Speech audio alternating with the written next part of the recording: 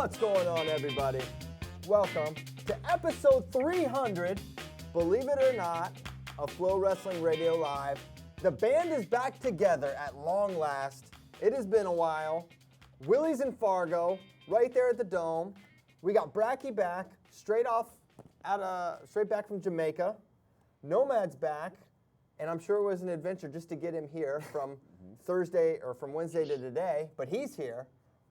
Reunited, and it feels so good on episode 300. Willie, how you doing in Fargo, buddy? I'm doing great. Love being in Fargo, and it's been a wild couple months, right? Absolutely.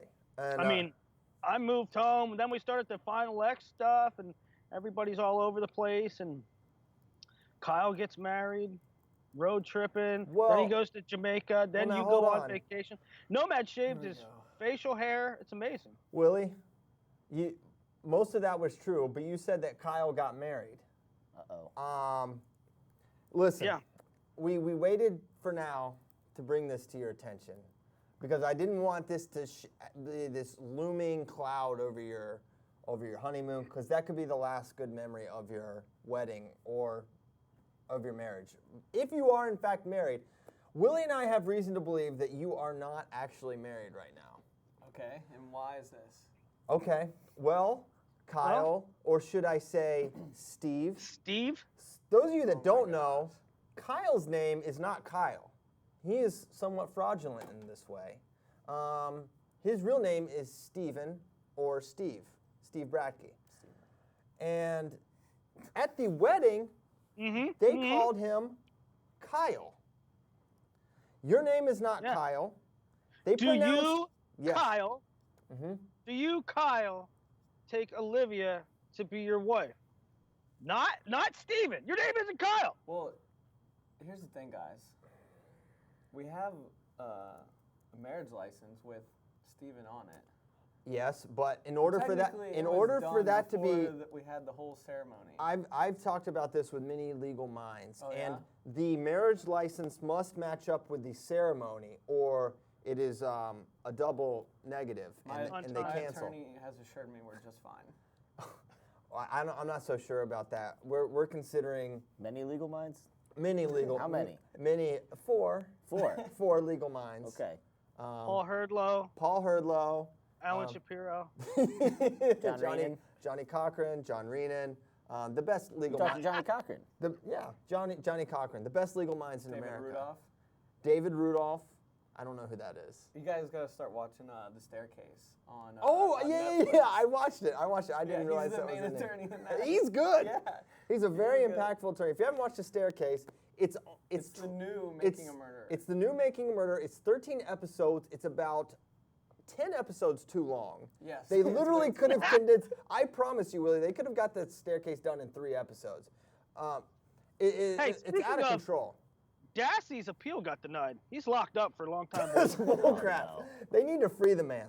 But yeah, it's episode 300. The show has come a long way. It started off as just me. Episode 1, shout out to Ben Askren for being the first guest ever on FRL. Was Johnny from Roanoke the second? Johnny from Roanoke, the infamous prank caller that asked me a very inappropriate and profane question.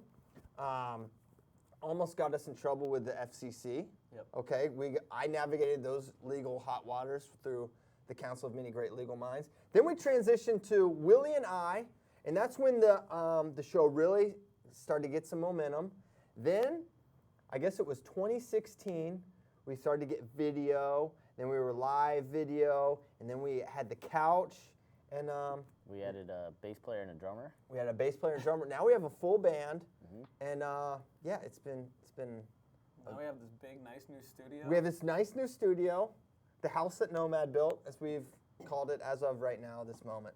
I did make a $4 million charitable contribution to Flo Sports. That was nice of you. Speaking of charitable contributions, the Sixers owner hooking it up for Penn Wrestling. That's great. Trust that process. Okay. So should we back up? So this is our first time together. Do we want to discuss the road trip at all? Funny stories from there? Why don't you tell some anecdotes on the road trip? Some anecdotes? Kyle, what was some of your favorite stories from the road? Oh, man. This, being in a van for a very long time, we thought that we would be at each other's throats, at occasions, and we really weren't. There were a couple. There were a couple, and I'm gonna hit on this one. There were a couple. That it was everyone in the van versus Nomad, as it typically is in arguments. I was That's about right. fending off people left and right. We were listening to Jack and Diane. Yes, John Cougar Mellencamp. Just your classic rock. Yeah. And what's the exact line, Nomad? Okay, so it was a multi-tiered argument. First of all, why are they called chili dogs and not chili hot dogs? That's dumb. Second of all, What? Corn dogs? What do you call a corn dog? Do you think a corn dog should be called a corn hot dog? I don't know. I don't. Well, what's I the don't care about corn dogs. Also, corn dog you eat on a stick. You don't eat it on a bun. Corn dog lives matter. You don't care about corn dogs, but you care about chili dogs. And then I don't care about chili dogs. I've never had chili dog. And then we're arguing about the verbiage of sucking on chili dogs instead of sucking down chili dogs. Sucking down chili dogs makes sense. Sucking on chili dogs is just Well, foolish and nonsensical. He had an argument there, and we were like, okay, but you know what he means. And then Nomad said the exact words, what is a chili dog? Yeah. He It's acted called like chili hot dog. He acted like he never knew. Well, that's not what you said. Yeah, because a You chili know- dog. hold on. A chili dog. Okay, so this He's corn lying dog. on national TV He was right like, now. I've never heard of that. I don't know what that is. I've never heard of that. A corn dog is a dog like of corn. A chili dog should be freaking chili in a tube form. I'm about to throw you out of this van. We got to move on. This is why. I'm sorry. We should- Shake our Everyone, it was so loud. There were some loud moments in that van. It was never louder than I think it was Spay, Kyle, just screaming. Bader was screaming too. Oh yeah, Bader, and Bader is so freaking loud. Bader's out of his mind. Yeah, well I'm having technical difficulties you right have now, that. folks. I'm Oh sorry. my gosh, Nomad's gonna end up strangled by his freaking lav mic. Okay, yeah, that was a pretty That funny. one stood out to me. That stood out. We got crazy after right before Final X Penn State, where we gosh. sang inexplicably the entire way home. We were like soccer fans, just chanting the whole time. Yeah. Okay, so that one was, you know the song "Oh My Darling, Oh My Darling." So I do that for Otakadze, like Otakadze, but then we did that for like 14 people. Many Sajalayev, wrestlers. Christian Piles, Mark Bader, Kyle Brackey. It was a really weird moment. But yes, the best part is there were no fights on the road trip. It was awesome. That's not awesome. It's the opposite of awesome. No. What were some of your favorite I moments? wanted to see fisticuffs. Well, we never even got close to fisticuffs. I don't know. One of my favorite non-wrestling parts of the trip was when my son lost his mind. Oh my god. This was a really, really crazy This story. is Nomad's All right, fault so too. yeah, this is kind of my fault. So No. Well, the maybe. band split up. Bader, CP, Joe Cania, and little CP, Caleb went to Dan Gable's house, who wouldn't go to Dan Gable's house. pretty cool. Me, Bracky, Nick V, and Spay went to Chop House. Very nice steak place in Iowa City. It was a lovely meal. Thank you for that recommendation, whoever gave us that. Yeah. Marinelli. And then Yeah. The bull. Shout so out. then the band got back together, and we were in kind of like an older part of town, and there was a fire escape, and I had been like looking at the fire escape for 20 minutes, and I realized that I could reach it, so I started climbing it, and I got to the top. I believe there's a video on our Instagram and Twitter, Somewhere, I yeah. think, of It me was doing pretty it, high. and that caused Caleb to completely freak out. My son is typically calm, well-ish behaved for a 7-year-old. Give me a break. He's an angel. That kid's an angel. Okay, but he loves climbing and doing things like that a lot. So he saw Nomad do this, and he wanted it would be the most dangerous thing he'd ever done in his life if I let him yes. do it. If he grip slips, he's instantly dead. Okay, so And there were several. I was very nervous watching Nomad. climb. yeah, I was like, Nomad he is not going to survive a fall. No. So it's bolted into the side, the brick, and probably every fourth or fifth rung there's a bolt. Well, probably every second or third one the bolt was out on one side. So I was like, okay, Caleb cannot decline this. Well, I it don't was feel never comfortable considered. declining It was never. It's not like it No, was I know, considered. but I'm saying Okay. like I didn't feel comfortable. So it was funny. So I was like, he's like, can I do it? I'm like, absolutely not, absolutely not. And he's starting to get really upset, like more upset than he would get for anything. And I was kind of like, sure, you figure out your way to get up there, you can do it. Because it was like, Nomad had to jump to grab like almost like a pull-up bar. He would never be able to get it. Caleb takes well, you know those like free real estate newspaper things that are on the street? He gets behind that thing and he shoves it all the way across the sidewalk. Shoves it, shoves it, shoves it. So that he's gonna climb up on that, stand on that and jump and do it. And he got it under the thing. We're just like watching, I'm just like in awe. And then he was trying to climb up, there's people in the restaurant watching him. And eventually we had to move the thing back. Yeah, the fire escape is right over top of a restaurant, of like the entryway to a Mediterranean restaurant. Yeah. So they're watching him like, are you really going to let him, why are you letting him move this real estate newspaper thing? So then when he realizes he's not going to be able to do it, and he just goes crazy. He just starts like running around, Berserk. being nuts. And he got so excited that he had to pee, okay? My son is well trained, okay? He doesn't just pee outside without permission. He knows like the rules. Like, okay, you're in the backyard, it's fine. If you're, if you're on the crowded street in Iowa City, that would not be the scenario to pee on a tree. He starts running around crazy, sprints to a tree, and is pulling down his pants to pee. I have to grab him and bring him inside because he's losing his mind so bad. My favorite line is he was like going to pee on the tree. Nick was just sitting back. Nick V, and he just goes, "What a beast!" And Nick V was loving it. So then we go to leave, and he never does this. We're leaving, and he realizes he will never get to climb that fire escape, and he starts sprinting around and runs into an apartment building. Willie, he ran away from me and started going up the steps in this apartment building. It was insane. It was bizarre. It sounds like he lost his mind. It was literally like 15-minute window of where he lost his mind. Very fun trip. I'm glad we're all back together. Kyle got married. Woo.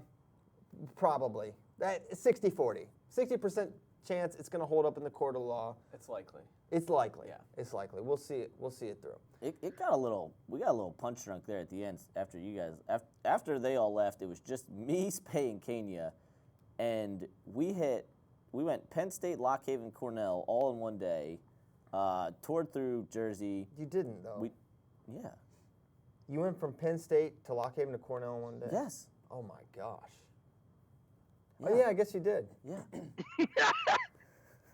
All right, hey, Anyway. Hey, Willie. let's talk about wrestling stuff. Okay. So Spencer Lee was going to go to Spain, and now he's not, right? Spencer Lee, yeah. That was like the thing. He was going to go to Spain, but he's not going to Spain. Yeah. I was all geeked up for this because when it was like a week before World Team Trials, Iowa coaches came out. You've been and said trying to he's put not- Spencer on the world team for some time now. Yeah. I want to see our best guys wrestle.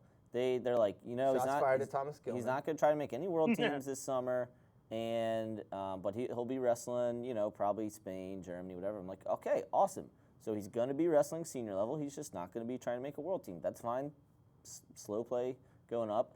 And I know that, USA Wrestling, they when you're going overseas, right, you need to make sure visas and passports and things are good. So they usually take a while to release the rosters. So the roster comes out, and I'm like, sweet, okay. We got, like, basically the whole girls team's going. We got Spencer, Corey Clark, Tyler Graff going. A bunch of Greco guys are going. This big, awesome group's going. It's going to be Spencer's senior level debut. And then somebody from the Hawkeye Wrestling Club's like, yeah, he's not going. He's staying and doing camp. Yeah. So Corey Clark, the first time we're going to see him in a while, Well, right? Well, he US wrestled the Open. Open, yeah. wrestled at the Open, just didn't qualify for trials. He wrestled at that Canada Cup. Oh, yeah, that's right. Wrestled at the Canada thing not so long ago. Mm-hmm. Did not do well. So, yeah, I was higher on Corey Clark going into the Open, but I think just Iowa people were in my ear and influencing me. And now I am officially out until I see something spectacular. I'm like, he gives up his leg. His match with Nico Megaludis, it was Darmstadt-esque how much he was giving up his legs. That was his offense. And that was the only way he scored was when Nico was in. But even still, it's just not sustainable at the international level. Yeah.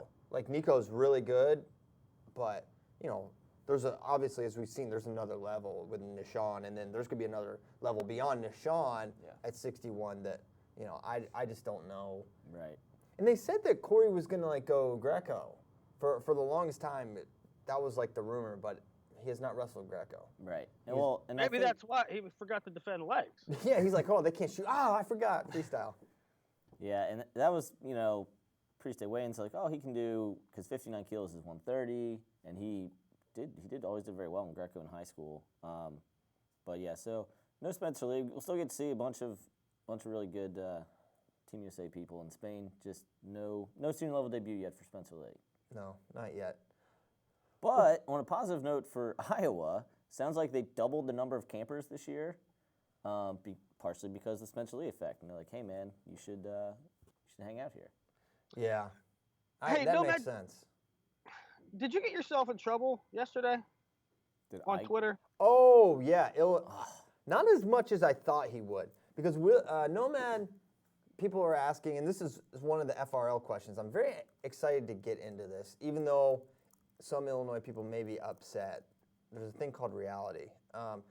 So people asking why does Illinois have this amazing success at Fargo?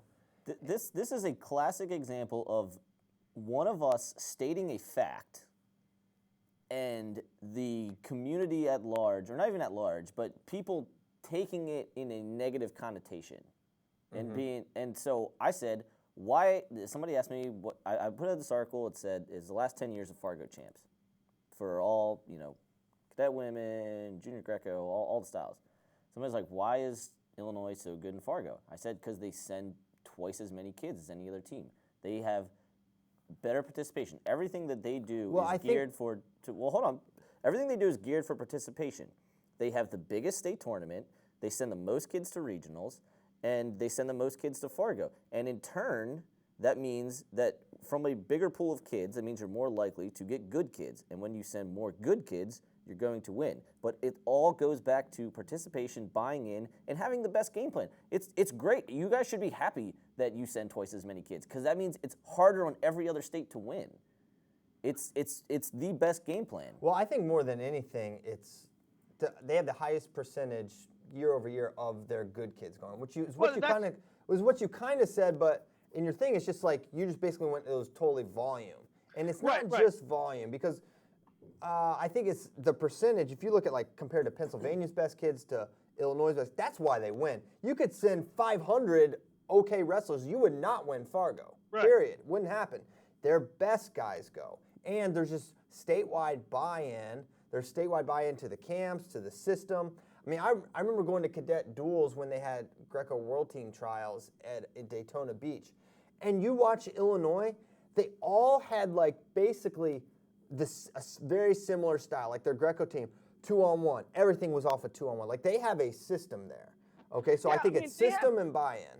That's where I differentiate, or I diverge from Nomad too, is that they have good coaching, they have their system. I mean, that's what they do, right? It's not a question. Hey, you doing Fargo this year? No, they do it. They do, and they are allowed to send more too. It's not just participation, because there is a set quota that you can even bring. But Illinois I don't want to say gets around that, but they earn additional spots by winning regionals. Which is smart. It is smart, but they do get more guys in, right? Yeah. Now, it's not just that they bring more guys. That certainly helps, but back to what Christian said, they bring their ones, their twos, their threes. I mean, Pennsylvania might bring their 3, right? I mean, and that's what you get. Yeah. So it would be interesting to go through the older high school rankings, and even including this year's, state by state, how many elite Pennsylvania guys didn't go or haven't gone or don't go to Fargo? I mean, think about, Spencer Lee never won Fargo. Spencer Lee never went. Yeah, never even went. Nolf. A lot of these guys. I mean, you could probably go on and find some sort of list, whereas there would probably be a very low percentage of Illinois guys where that's the case. Pretty much all of them went. So here's some numbers for you guys. So last 3 years of Fargo results, if this was a single entry tournament or a tournament where only your highest point scorer scored, Illinois would lose 38 team points over the course of the last 3 years. And so put that in perspective. That means nothing right now. And so when I use the term backups, I don't mean like all I mean by that is that if the tournament if they only had, allowed one entry, right? If they only got one entry, they wouldn't score. But you look at 2016. If you only had ones, it would literally change the results of the tournament. So the way it went in 2016, this is junior men's freestyle. PA 1, Minnesota 2, Illinois 3, Michigan 4, Iowa 5, Missouri 6. If you just use ones, that changes to Minnesota 1, PA 2, Michigan 3, Illinois 4, Missouri 5, Iowa 6. So it literally changes how the top 6 laid out. And then you look at, I did the last 5 years of finishes. Illinois averages out to 2.8, which is the highest. Minnesota 4.2, Ohio 5, Iowa 5.4, PA and Oklahoma 5.8. That directly correlates. Illinois 2.8 has sent 360 kids the last 5 years. Minnesota 4.2, they've sent 286 kids the last 5 years. You're throwing a lot of numbers out. Ohio 5th, they sent 261 kids. Got it. So it's all participation. Like, this is what I think they're really mad about.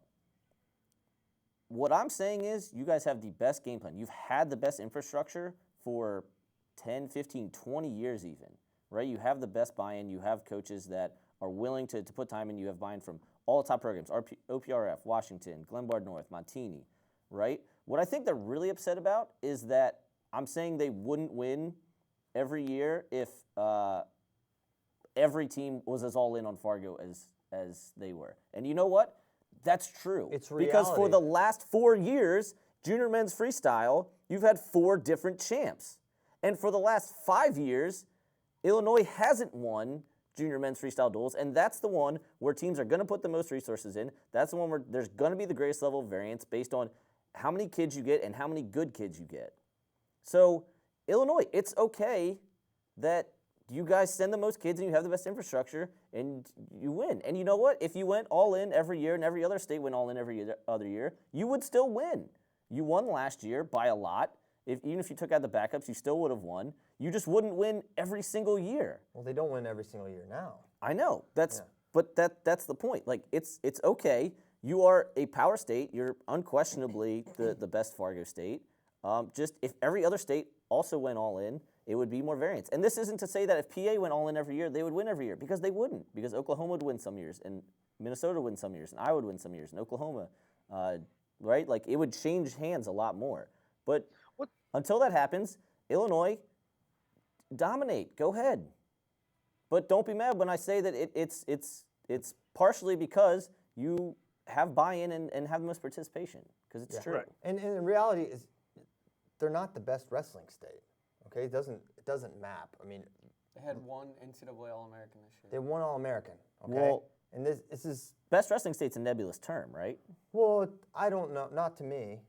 What do you use for best wrestling state? Well, I guess what you're saying, you can define it however you want to define Right. it. You can go world team members. You can go I think Fargo. You can I go think junior duels, you can go I think Americans. NCAAs is probably one of the best. Or I also think that just taking high school rankings and plotting those out, I think that's probably the 2 best ways. And those map to each other, right? It's not like Pennsylvania has like a ton of ranked high school kids, and then it maps, right? Well, that's the difference when it's a good term, mapping, right? That Pennsylvania has the most, and Ohio, New Jersey, Right. and California. They have the most, well, not California, NCAAs. They only have like 3 or 4 the last couple of years. But anyway, you have these ranked kids.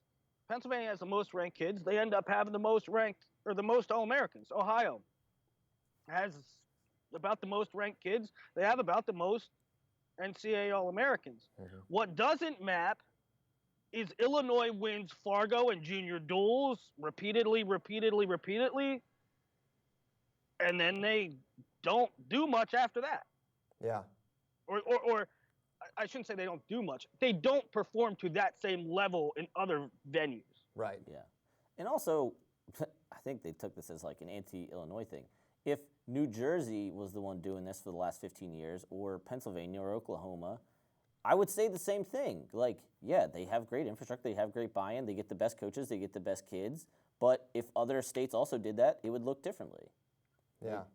But until that happens, Illinois is going to keep doing really well. So, great job, Illinois. I'm excited to watch you guys this weekend. Doesn't sound like it. Congrats. Just kidding. Like, no one's anti-Illinois here. Who's going to win this year, no, man? Yeah, what do you think? Have you done any homework on this? I like Spay's Interstate Skirmish article is really good. To the point about really good kids participating, Ohio is sending a really strong team, and Ohio is the one team that seems to have Ohio's finishes are crazy. So they go last 5 years, go 4th, 10th, 2nd, 7th, 2nd. Yeah, but let's just like who's going this year? Variance. Who do you see? That's what I want to know. I'm taking Ohio. Yeah, it doesn't matter what they did last year. Yeah, I want to know this. The discussion, the topic is No, I this know, year. but I'm saying it carries over from that. Yeah, yeah. I mean, looking at Ohio's squad, you go I'll tell you. Tag, Shawver, Decatur, D'Amelio, Big Tag, Craze, Andonian, Vinojevic, Brady, Karchla, Cover. I mean, that is a salty lineup. That's really good, and you know, one of my pet peeves is when graduating seniors don't participate. You know who did an excellent job, and they're not the best, but the group that they have coming here, they could make a run. Is Iowa. Iowa has Bennett and Biscaglia and Shapiro. The number of graduating seniors that are here from Iowa is very impressive. Interesting. So they could give it a run too. Nelson Brands, right? So really, Nelson. Mm-hmm. Iowa. I'm excited to watch him. That's been very consistent. Fargo last 5 years, 7-5, 7-5-3, and yeah. Well, to your point about graduated seniors, we talked about we had that discussion on the last show about taking seniors out before the rankings and kind of how it impacts Fargo previews and things like that. Heavyweight, right, this year is going to be Cassiope and Paris along with Hutmaker. So graduated seniors are definitely going to factor in. Willie, you got me thinking about that when you said like who the number of guys. So last year there were 4 graduated senior champs. 2016 there were 7. 2015 there was 6, and 2014 there was 6. Champs? Yes. Oh my gosh. That's a lot. So it's a huge. So history says there should be 5 or 6 this year. It's difficult at this to project at this age level. Like me and Nomad were talking about the other day. We don't have empirical evidence on this. It's just something like our knee-jerk eyeball. Is that in cadets? It's like you probably don't want to pick a first-year cadet, right? Like the number of the older you are, it's just jumping levels, right? And so you don't get a lot of graduating senior participation, but the ones that do participate do really well. Yeah. It's usually high-level elite guys. Yeah, the best. Yeah. The one thing I'd like to also run 2nd and 3rd, because that implies you might have lost to one of the 1 or 2. But yeah, I mean 4-7-6-6 last number of graduate champs last 4 years. It's pretty cool. Yeah, that's great. I always love when the seniors come back. I think as you mentioned, probably got to say around 5 probably this year. Who are you guys taking to win the team title in junior freestyle? Let's put our names on it. I'll put my name on Ohio. I'm putting my name on Ohio as well. I like Ohio.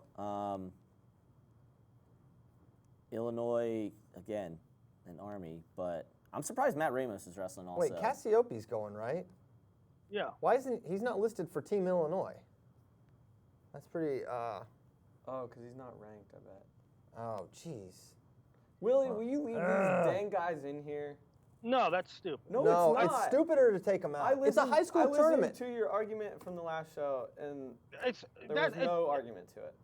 As soon as after the show, I thought about it. It's dumb. You don't leave the guys in for 3 months so that in 3 months there's one last tournament. Wow. I mean, we want to see change. We want to see who's the next crop. That's where you see it after Fargo. Yeah. We have like literally 3 months after this to digest it. Oh, we'll just leave the rankings. We'll leave the rankings almost static for 3 months, so that there's one tournament, so that you can have a little number next to Cassiope that says 2. Yes. That's precisely right. It allows us to get much better context for this tournament. How about I go back and I'll put number 2 next to Cassiope? You can still update it after Akron and Disney Duels and all that stuff. Just leave I don't understand how leaving the seniors in makes it more static. It doesn't at all. Well, graduating seniors can't wrestle in Akron. I think we need to. That's what I'm saying. Like, you can still make the updates. They're not going to be static. Move around them. There's so many. There's a lot of graduate seniors that don't go to Akron. Not everyone goes. It's not like it's a full participated in tournament. When you do add in graduated seniors, Illinois' chances look much better. Cassiope, the Bronagles, Jack Jessen. Oh, snap. And does Ohio have any graduated seniors going? Yeah. Dang, that's interesting. I think there was one more. Ohio does not have Victor Marcelli, who's a returning All-American. They don't have a lot of graduating seniors, no. Okay. I bet Rocky Jordan goes. You're right. What? I heard all of St. Paris Graham's going. They're all going. They love Fargo. Actually, yeah, never mind. I'm not going to get into that. Yeah, so it's going to be Ohio or Illinois. I lean Ohio, but they just have a lot of elite guys here that are I just like their upside. I don't. I think you guys are. Put your name on it. I think you guys are seeing a lot of studs, and you're forgetting about volume. Yeah, I guess we do a whole episode about why Illinois wins, and the exact reason we pick Ohio because they have like 4 guys we really like a lot. When that is not what wins Fargo. Right. Crap. Yep. No, but I feel really stupid. It's your fault. You get back here. You're messing with my head. You got returning Fargo champs. You have guys that have placed here before, and I mean, it's a pretty deep team. You're gonna say D'Amelio and Decatur and Big Tag, and guess what? They're all the same way. Here's the thing. But they can all score. Yeah. Okay. So you have a list of. They all can't win it. Can't have 3 champs. But they could. No, but Willie's right. So what if they go 1, 2, 3? Willie's right because Illinois frequently has guys who aren't ranked, and especially lower weight guys. So a guy like, and I'm gonna butcher this kid's name, Ronan Schulke. Yeah, he can score as many. Anthony King at 113.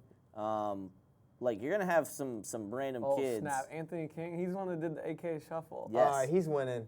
It's Illinois. Great. Illinois, I'm you got it. sticking with Ohio. Go ahead. You can try to talk me out of it all you want. I'm sticking with Ohio. It's your subliminal message of your shirt too. Yeah. I'm going back to Illinois. Illinois Army. Illinois bros, you and me. Can't wait to party on you. And bandwagon. Willie, you got Illinois. I got Illinois. I can't say definitively. I like Illinois' chances to win it. I think Iowa's going to be top 4-ish. Willie, how about you go back through your junior preview since you went crazy on us and did top 8, made us do top 8 for your picks. Dude, top 8 was awesome, wasn't it? It was a little excessive, but go back through and just assign the points. You won't. You won't, you coward. Well, we really should do that. We actually should. Sounds like a job for Andrew Spade. That does sound like a job for Spade job. That's a Spade job if there ever was one. Andrew, if you're listening, just get started, buddy. Get Spade. Just keep the headphones in, and by the time the show's over, it'd be great to have that piece of content to run. Hey, should we real quick talk about the schedule so people know what the schedule Yep. is? So Fargo starts today. So here's the schedule.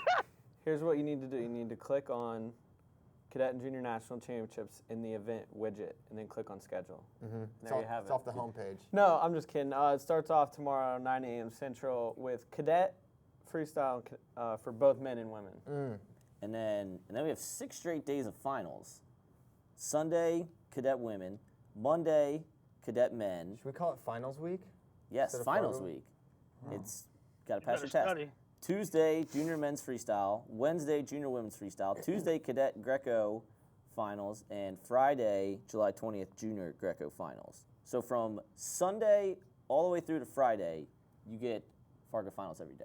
Once Fargo a day. is also like the one USA Wrestling event where they don't change the schedule. Yes. So You can lock it in. yes, this will not be changed like it is for every other event, and the schedule is pretty much useless on the event page, but this is very useful. 9 a.m. start every single day, which is also very nice. That's nice. No. I feel like it flip-flopping wasn't times. always like that. It wasn't. No. It's Okay, because I remember it's like, oh, we can there was sleep one in a day, little yeah, more. where it was like a 11:30 start or something like that, and then there was like an 8 a.m. start. So it's nice to have a 9 a.m. every single day, so you know when you're gonna get wrestling. Willie, what did they have for breakfast at the calf? I don't do that. I don't do Yeah, cheeseburger you're the only soup. psycho that does that. We got no. I didn't even get the meal plan. Good job, Never Will. meal plan. Good job, Willie. I'm not about voucher life, like Piles. But listen, this is the last year, boys. No, This it's is the not. last- This is the last year I ever stay in the dorms. Is there air conditioning? I heard a rumor. Oh, there's not. It's not No. going to get. It's But it's not. I don't really mind. It's not that hot. But it's just How's the It's water just- pressure? It's not that hot. It's usually 120. the water pressure is the. no, it's not. Yeah, it is hot as hell. You walk from the dorms. Don't say the and H word, and it's not that hot. Sweating. You're wearing a long sleeve shirt right now in Austin, Texas in July. It is 47 degrees in the office. It is not. I saw you outside. There's a photo of you outside do wear- Austin, yeah. Texas, July, with a sweatshirt on. Yeah, walking to and from a car, or to and from the out, or you walk outside right. and then walk back in. Well, let's get back to his Anyway. dorm whining. The dorms here. No, if they were updated dorms or something, I don't care. These things are from the '60s. They He's have not wood lying. paneling on them. Yeah, wood paneling. The freaking water pressure is like that of a leaky faucet. I always like the exposed piping. Yeah. It's very No, industrial. Look, I like it. I mean, this is Oh, here What he is goes. he doing? Oh, no. What's he doing? What are you doing? anytime you get an actual key, like Well, that's not update. that crazy for a dorm. Yeah, that's normal. That's what most dorms have are regular keys. Well, yeah. Did you go? I'm sure you went to some fancy white collar dorm. Did all 8 of the schools you went to have key cards to get Yeah, into your Blo- dorm? Yeah, Bloomsburg, we had chauffeurs to and from class. Great. All right, so Willie thinks he's too good for dorms. We'll see what happens in a year. Willie, go to Casey's and get some breakfast pizza for me. Oh, gross. Oh, Oh, shut up. You, of all people, are going to criticize my breakfast pizza eating? You know, apparently it's like the what? third largest pizza chain in the world. I'm not criticizing eating pizza for breakfast, and I don't know what you mean by me of all people. I'm saying You know exactly what I mean by that. no, I did not. He doesn't get this? Yeah, you eat like you treat your body like a dumpster. Yeah. Oh yeah, okay. I'll eat a cheesesteak for breakfast. I don't care. But this Midwest Casey's Pizza's good thing, It is. Have you had it? I wouldn't even try it. That's my. Well, you can't say you can't do that. You can't knock it until you try it, Will. All right, I will go have. Do you have to buy a whole pizza? No, Yeah. you Yeah, get it by the get- slice. You can get a slice. They have the All right, breakfast. I'll go egg try it. pizza. I'll go try a slice. But I promise Take you, sure I it mean, didn't happen. oh, you can't even get a good slice of pizza in You got- Austin. Hey, listen, you got to support them. I don't even like. Chicago doesn't even have good pizza. They support your buddy Casper. You should support them and get a slice of za. I will try. I'll have one slice Do it for and Scott. probably spit it out. Do it for me. You All right. won't, though. It's better than the pizza here in Austin. Oh my gosh. Yeah, that's another topic for another day. You're saying that Casey's Pizza is better than Home slice? home slice? Well, they don't have breakfast pizza, so. I haven't had Casey's regular pizza. I've only had breakfast pizza. Have you had home sliced pizza for breakfast? Oh, yeah. At Fargo? Yeah, but it didn't have the egg and sausage on it and stuff, so. All right. Fair. Hey, there was a more Fargo talk in here. There's an article Willie put in. What were you about to say? Oh, now, yeah. man? Well, that's what since Willie's the only one that's actually in Fargo among all of us. Fargo. So It's pronounced Fargo. Fargo. So Ryan did this article like Crazy Moments, and he linked back to this other article from Willie, top 20 Fargo moments since 2010, and there are some gems in here. You have so first of all, I found out Tim Lambert is Zeke Jones' nephew. You didn't know that? From this article. He broke out there. He had a breakout tournament at Fargo. There is an Oregon Singlets Are Banned, which is also in Ryan's article. Just go look at the picture, you'll figure it out. Explicit. There's a Harlem Shake involved. There's a Harlem Shake video from 2013. With Sammy Julian. Sammy Julian just bombed someone. Sammy Julian gets bombed. Oh, he got bombed. Yes. Oh, snap. He took it like a champ. Dude, I talked to him about it yesterday at the Turf. The Turf is back, by the way. I talked to Sammy about it. He said that he was sore for 2 days after it got bombed. Dude, he got all of that one. That was a really nice 5. Yeah, that article was fun. Hey, there's some other funny things in here, other funny updates. I think the best update is the Sandy Stevens one, or the best. Listen, Sandy Stevens, by the way, she tweeted yesterday, this will be her 48th. No. Fargo? What? She said that, well, I mean, it hasn't been in Fargo for that many years. This will be her 48th. I think I'm right on the number. In all time, she missed one junior national championship. One. She's announced like 48 of 49 or something like that. And people still climb over the rails. But anyway, still climb over the rails. She is notorious for yelling about clear the floor space, get behind the railing, don't jump over the railing, clear the mats. So USA Wrestling. This isn't like This wasn't kids. This isn't kids. USA Wrestling put a dummy because you're not allowed to be up there. Tilt your camera. Like, Tilt your camera. Can you see that? Yeah, right there. You're not allowed to be up there at the top. And she'll yell at people for come down here. So one year, USA Wrestling built a dummy and put it way up. Like one of the Suplex dummies, right? And she yelled at that dummy to get down for a long time in her Sandy Stevens you will get down here now kind of voice. And that has to go in that article too. Oh my gosh. That's all time. They got her pretty good on that one. I wish I was there for that. There really are some gems in here. Okay, so you have a guy Johnny Blankenship destroys Jason Bryant's mic. This kid got driven off the mat and just swats and destroys the mic. B-Dubs adds a second deck. That's good. That was great. That deck is very nice. The turf burning down before the last Fargo finals has got to be on there. Well, this is from 2015. But yeah, it's totally updated. I think the B-Dubs' second story is the highest point in Fargo. Spade made that up, but you but you really can see like basically the entire town. They have like 10-story buildings downtown. Yeah. You just haven't been to that part of town. The Fargo Dome's higher than that. Yeah. You haven't left a 3-block radius. Yeah. Yeah. Okay, but if it's the Fargo Dome goes down, right? So if you're on a hill. Stop. You got to move on right now. Yeah. This is chili dogs. If it's a 3-story building that is a mile higher than a 20-story building down here, it's the highest point. The B-Dubs deck isn't higher than Fargo Dome. Yes, it is. You can literally see over it. No, you cannot. Take a picture. You're a daggone liar, Nomad. Take a picture. You're lying over the internet. Anyway, Mad Online. All right, 2011. You're sucking on chili dogs. Abner loses once, takes third. Von Egedy loses 3 times, takes second. That's incredible.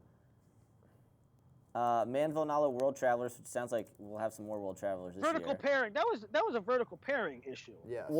Well, right. So 4, 2, and 1 all tie in together. So no, Matt, I don't know if I've ever gotten your take on vertical pairing. I don't want it. It's the best. It's a far superior way to determine who is the best wrestler, but it's far harder. You know what? I was on the plane yesterday.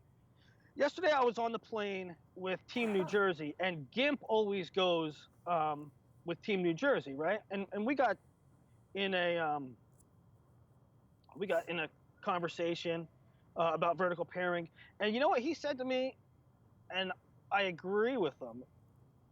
He said vertical pairing. He said bracketing is the best way to determine a champ. He said vertical pairing is the best way to determine the placers.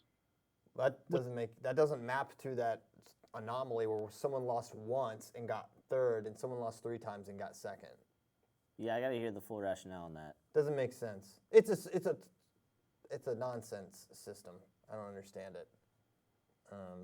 I mean, it gives you the ability to lose and still win it. Yeah. I mean, wrestling it's like anything else. I think right? your ability to transcend and win. I love to win a tournament. Your ability to beat different kinds of wrestlers and navigate that whole thing. If you can lose, I don't know. Yeah, but you have to beat more wrestlers to win a vertical pairing system. That's like right. you could have the same size bracket, but you have to do more in a vertical pairing system. I'll tell you what, vertical pairing used to make that last round just amazing, because you could have a loss and still make the finals, and it would be dependent on. Sometimes it was if you just win. Sometimes if you got a tech and you got a 4 for it, or a pin and you got a 5 for it. So, yeah. Anyway, right. Continue. But yeah, well, so 5, 2, and 1 all tied together. So you have Abner loses once, takes third. Von Negri loses 3 times, takes second. That was in 2011. Then 2011 and 2012, Kyle Snyder and Jaden Cox met 4 times, none of which were in the finals, I believe. Or at least a bunch of those times were in the finals. What an amazing system. And so in 2014, USA Wrestling's like, nah, get rid of vertical pairing. And I think it's because, in part, not solely, but in part because of Snyder Cox. Well, if Snyder Cox met before the finals, that's an issue of separation, not vertical pairing versus line bracketing. All right. I mean, if you're level 1, yeah. Well, then if there's 4 level 1s, we saw this at Akron. There's 4 level 1s, and they. So the separation is they need to separate, not just level 1s. They need to be common sense and say we need to separate Cox and Snyder. All right, this is level 1 nerddom right now with the vertical pairing. We gotta stop it right. Vertical pairing is the best. So, yeah, that's case in point. All right, let's get to the questions from the people. It's been a little bit. Let's start with this one from Eric Bush at Eric_Shrubbery. Hilarious. Frequent question asker. What could you most foresee as breaking out as legit, or who, as a legit Hodge contender who hasn't been in that conversation before, like Zayn's jump in 2016? Oh boy. Well, I don't know. I mean, Zahid was a finalist this year, right? So Zahid, yeah. So he's in the conversation, but he was never really in the conversation. But that's not even comparable to Zayn. Zayn, who was 5th and then went to. Who won the Hodge in that year? Zayn's sophomore year. Ringer. But Zayn was better that whole year by like every metric that existed. They just wanted to give it to the senior. And I didn't have a vote at that time, so I wasn't as influential. But now, hopefully that never happens again. That wasn't as egregious as you make it out to be. I don't want to rehash that. So who do we think could make that jump? Someone like, could it be a Yanni? Obviously, Spencer wasn't a finalist, I don't think, because of the loss. Hold on, though. This is like one of those questions where it's like, who is your dark horse? Who is your give me a non-conventional pick? I mean, Yanni was a champ.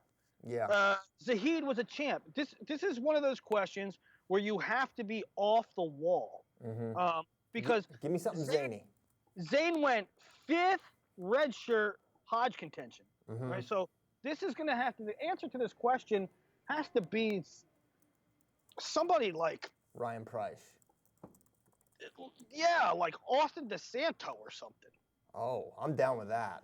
100%. So there's a couple issues. So like when I do a lot of Hodge articles during the year, and one that I identified early on for last year was Seth Gross, because he had crazy bonus point numbers. And I got one. Was in the finals. Now that's not super dark horse, but like that is kind of the tack you're gonna have to take for a question like this. Get it, Willie. You're gonna love this one. I kind of hate it because it'll never. Ben Darmstadt. Ben Darmstadt pins a lot of people. He's the Iceman. What did he place last year? He was Sixth. He was 6th. There you go. He had a hard semi-slide. Yeah. Jared Hott slid him on down. There you go. That's comparable to a Zane took 5th, right? I mean, my thing is Ben should have won last year. He should win every year, probably. He should have won the Hodge a year ago. So yeah. No, that's a pretty fair one. Returning champs: Spencer Lee, Seth Gross, Yanni, Nolf, Chenzo, Zahid, Nickel, and then also Miles and Mark Hall previously won titles. Yeah, I like those. I mean, to me, it's coming from the champ field. I mean, there's only like 3 or 4 finalists. It'd have to be Chenzo.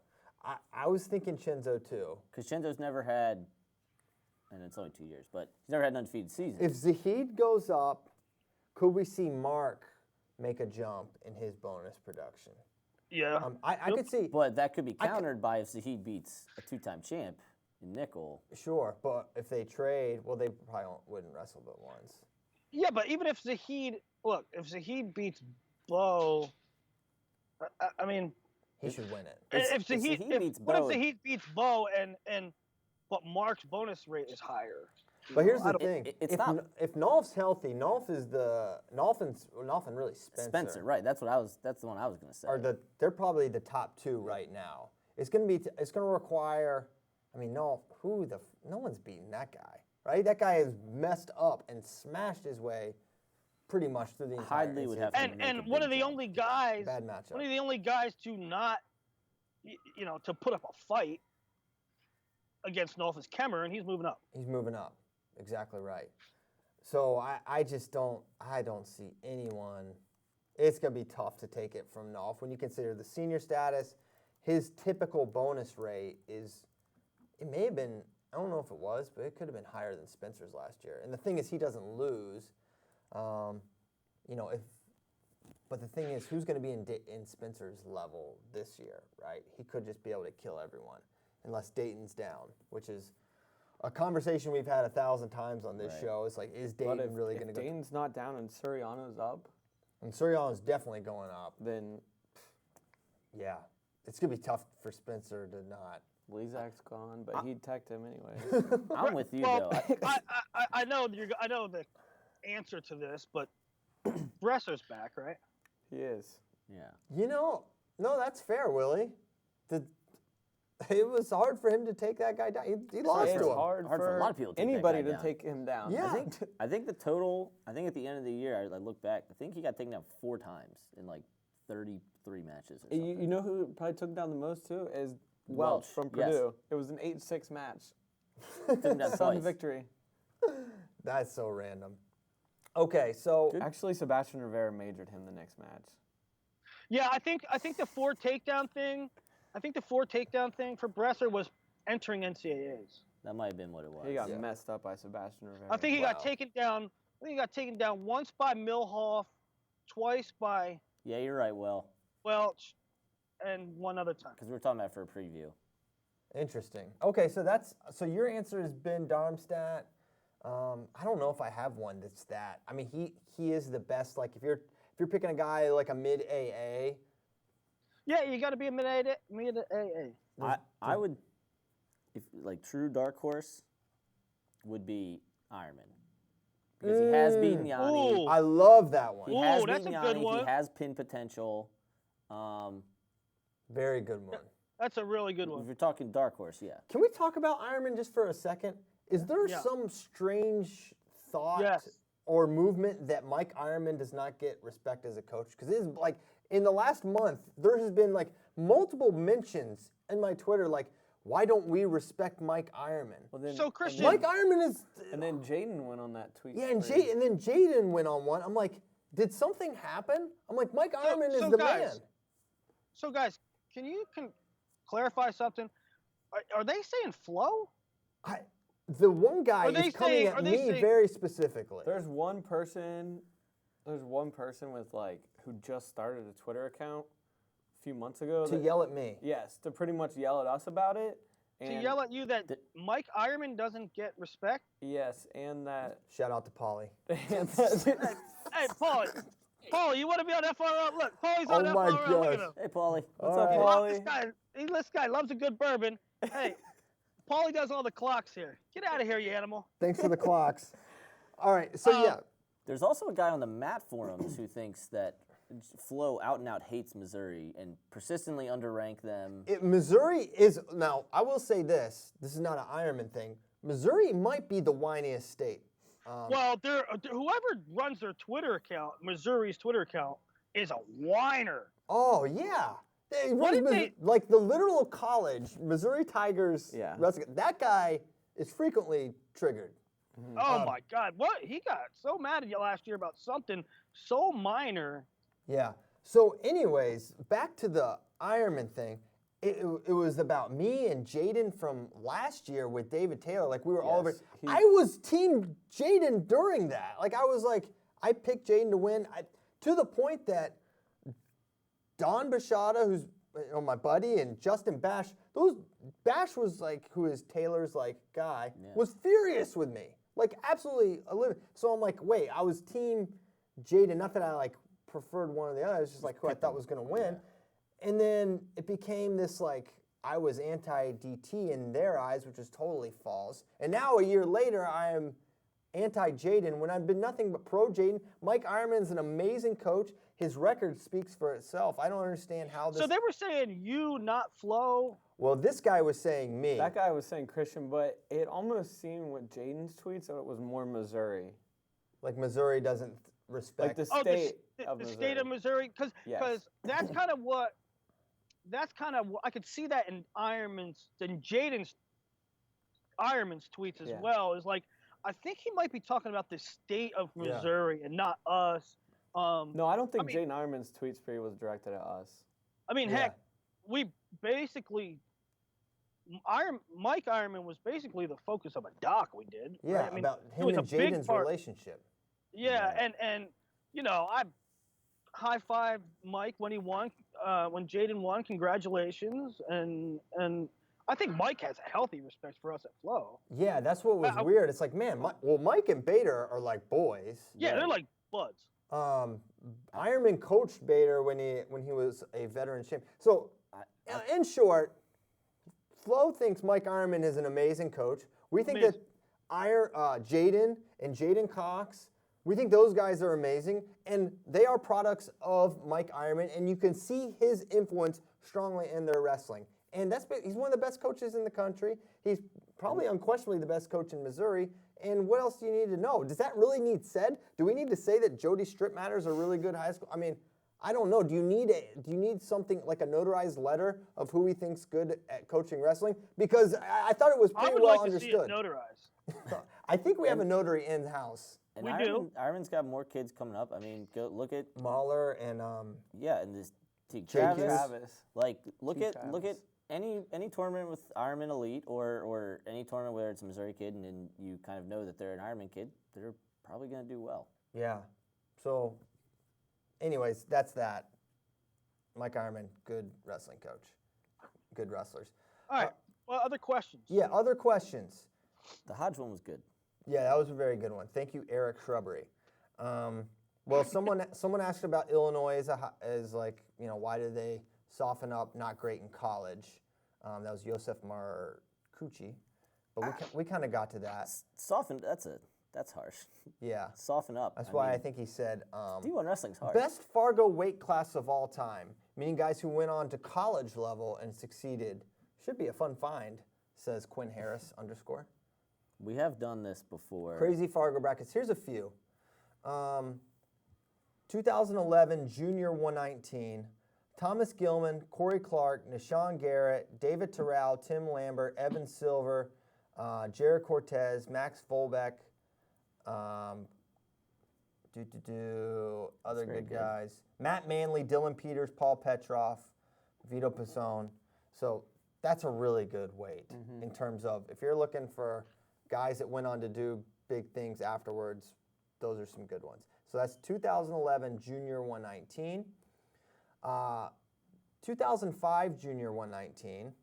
It's spotting a trend here. Oh, yeah. 119. Great weight class. Yeah. RIP 119. That was a good one. Franklin Gomez, Jimmy Kennedy, Montel Marion, Mike Thorne, Raleigh Peterkin, Brad Pataki, Ben Ashmore. And then here's guys that didn't place. Kyle Rochelle, PJ Gillespie, Trent Sprinkle, and some other guys. Philip Novachkov, Troy Dolan, John Trombetti, who was a 7-time Fargo AA. That's insane. All right, so that was 05 Junior 119. This one is not as crazy, so I won't read it, but it's good if you want to go back and look at it. 2007 Junior 171. 2011 Cadet 105 is pretty good. Tommy Thorne, Ronnie Bresser, Zach Hall, Matt Kolodzik, Jaden Ironman. Shout out Ironman Elite. Darian Cruz. That was back when he was Jaden Clayton. Yeah, back in the Clayton days. And then here's guys that didn't place. Freddie Stroker, John Ernesty, Dalton Macri, Chaz Tucker, Dom Fories, Anthony Cefalo, Ty Pilot, Joe Veliket. Joe Velli. DMP'd. So that's a really good one. And here's another really good one, and this is the last one. Dylan Alton, Dylan Carew. Hold on, give the year and the weight. This was 2007 Cadet 130. Dylan Carew was really good. Yeah, Dylan Carew would have been a good one for Iowa.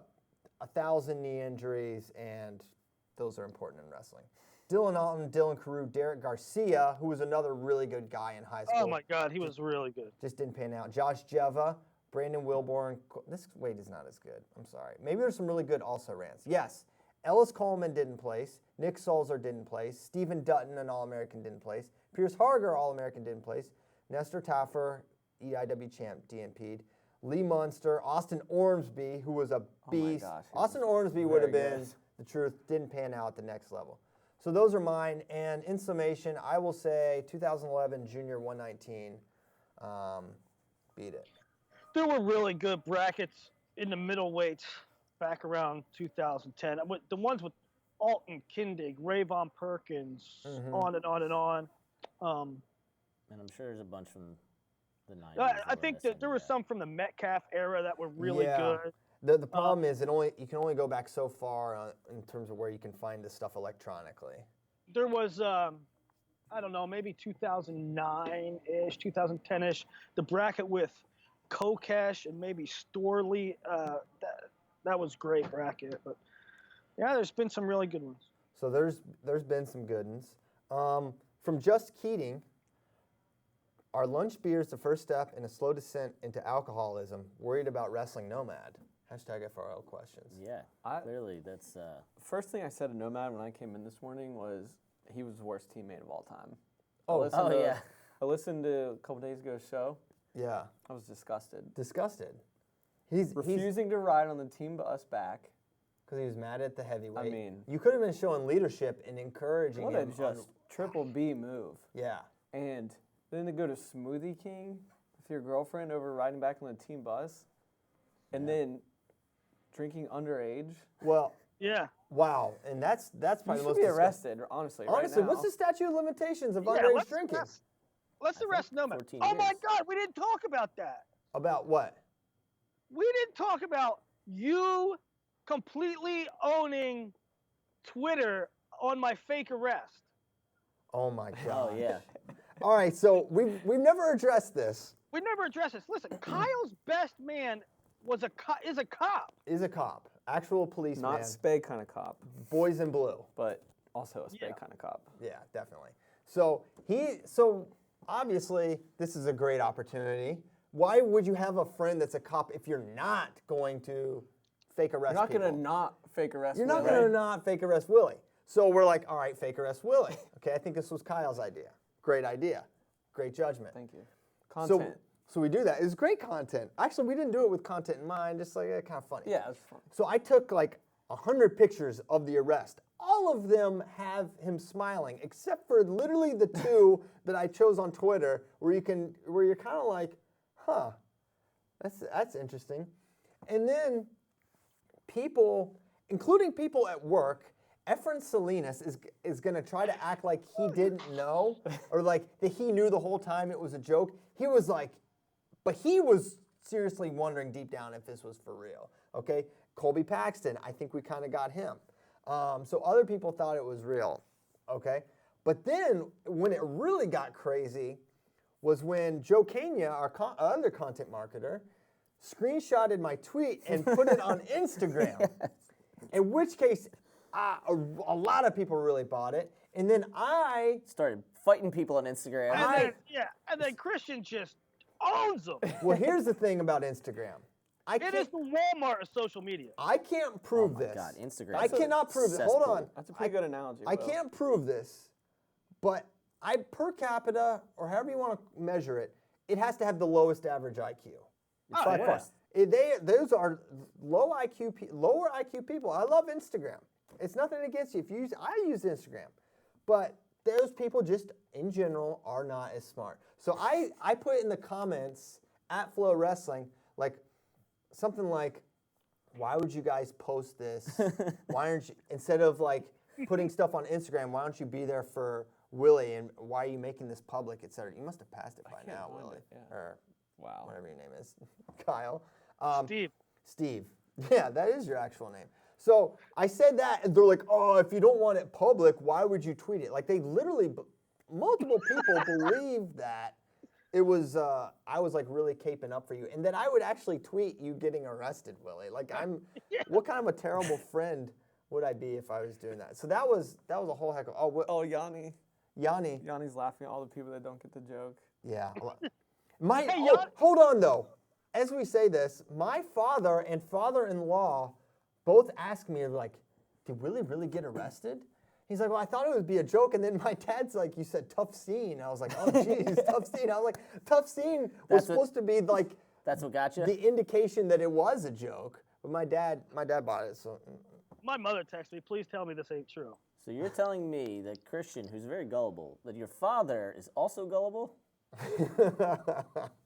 Yeah, perhaps. So I got it honest, I suppose. So yeah, Willie was not arrested in any way, shape, or form, but not there anyway. Yeah, not there. Willie was pepper sprayed in Budapest. He's had his run-ins. Oh wow, this is good. Y'all really ruining your coverage of wrestling. Glad he got arrested. I wish all of you did. We need a new Flo Wrestling. Oh my gosh, that dude's serious. Peter Pappas. From Edinburgh. He wants all of us in jail. P-A-P-P-A-S? Yeah. He wrestles for Edinburgh. He's a New York State champ. He was nationally ranked. He's from Long Island. Well, retroactively unrank him. Peter, you're unranked now. You were never ranked by Willie. Yeah, so there's some amazing comments in there. So yeah. That's the protege of, he wrestled for Gregor Gillespie. Dang. Well, that's painful. Why would he do that? All right, let's do one more question. Uh-oh. Let's end with a zinger. This is gonna be a hot one. I may not touch it. What D1 program would benefit the most from a coaching change if their lot doesn't improve in the upcoming season? Jeez. I abstain. Oh wow, you're abstaining? All right. Well, maybe we won't go there. Unless Willie's feeling himself, we don't have to do that one. You could numerically run. You could have Spay numerically run something. Yeah, let's not here's what I want you to do. I want you to look at NCAA team scores, and then you figure it out for yourself. Yeah, do that. Ask the question. Maybe Big Ten teams that are not doing good. Yeah. Because is there one Big Ten team that should not be good at wrestling? Good being, you're in the top 20 at least every other year.